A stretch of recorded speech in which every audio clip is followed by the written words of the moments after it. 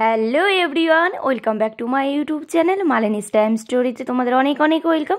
চলে এলাম আজও একটা নতুন ভিডিও নিয়ে। খুব সুন্দর ভিডিও হতে চলেছে এটা, তোমরা কিন্তু দেখতে থাকো বন্ধুরা। তো এখন তো আমের মরশুম চলছে বন্ধুরা, শুরু হয়ে গেছে অলরেডি। পাকা আম যদি হাতে পাওয়া যায় এমনি তো খাওয়া হয়ই, সাথে কিন্তু নতুন নতুন কিছু খাবার দাবার বানানোর ইচ্ছা হয়। বিশেষ করে আমার তো হয়ই। তো আজ সেরকম কোনো প্ল্যানিং ছিল না। তো দেখো আজ কি বানাচ্ছি, তোমরা ভিডিওটা দেখতে থাকো। তো দেখো বাড়িতে ছিল দুধ। তো এই দুধটাকে কিন্তু আমি এই যে জাল দিয়ে নিচ্ছি, আর একটু উষ্ণ গরম গরম থাকতে কিন্তু লেবু চিপে দিয়ে দিয়েছি, কারণ আমি বানাবো ছানা।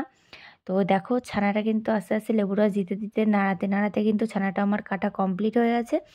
আর রেখেও দিয়েছি ছানা জলের মধ্যে কিছুটা সময়। ছানাটা আমি এখনও ছেঁকে নিইনি। তার মধ্যে আমি কিন্তু আম কিছুটা পিস পিস করে কেটে নিয়েছি, সেটা কিন্তু এবার মিক্সিতে দিয়ে একটা আমের পাল্প বানাবো। দেখো, যার জন্য কিন্তু এই যে আমি কিন্তু রেডি করে নিচ্ছি। তো চলো বন্ধুরা দেখতে থাকো। আমার আমের পাল্প কিন্তু একদম রেডি হয়ে গেছে। তো আজ আমি কি বানাচ্ছি বন্ধুরা দেখো, খুবই পছন্দের এটা আমার। তো চলো, যার জন্যে কিন্তু আমের পাল্পের মধ্যে আমি কিন্তু চিনি দিয়ে দিয়েছি পরিমাণ মতো।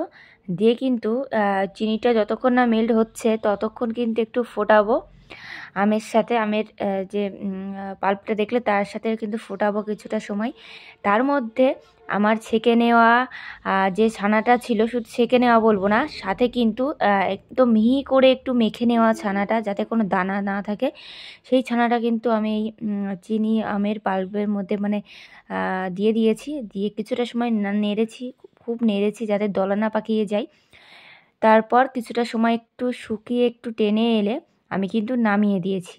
আর হ্যাঁ বন্ধুরা, যেমনটা বলছিলাম, আমার আগে থেকে কোনো প্ল্যানিংই ছিল না এটা বানানোর। আমার যখন ইচ্ছা হয় তখন আমি সেটা ফট করে করে দিই।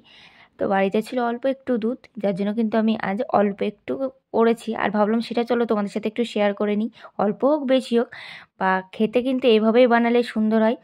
বাড়িতে ছিল পেস্তা বাদাম, সেটা কিন্তু উপর থেকে একটু গার্নিশিংয়ের জন্য দিয়ে দিয়েছি, দারুণ লাগছিলো দেখতে। তারপর এটা সেট করার জন্য কিন্তু আমি ফ্রিজে দিয়ে দিয়েছিলাম।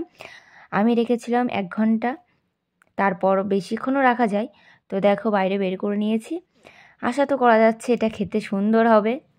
তো আমি কিন্তু ভীষণই এক্সাইটেড, জানি না কেমন হবে খেতে। আর দেখো আমি কিন্তু এটা পিস পিস করে কাটতেও শুরু করে দিয়েছি। কাটতে কিন্তু বেশ ভালোই লাগে বন্ধুরা। তো এই দেখো আমি কিন্তু অলরেডি কেটে নিয়েছি, আর কিন্তু তোমরা দেখতেই পাচ্ছ তোমাদের সামনেই আছে যে কতটা সুন্দর দেখতে হয়েছে। হ্যাঁ বন্ধুরা, যতটা সুন্দর দেখতে হয়েছে ঠিক তার বেশি সুন্দর হয়েছে খেতে। তোমরা অবশ্যই একদিন বাড়ি ট্রাই করে দেখো, আশা করি তোমাদের ভালো লাগবে।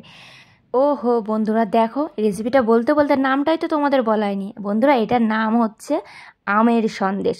তো আমার এই আমের সন্দেশটা তোমাদের কেমন লাগলো অবশ্যই জানিও। ভালো লাগলে like, comment, share and subscribe করে পাশে দেখো।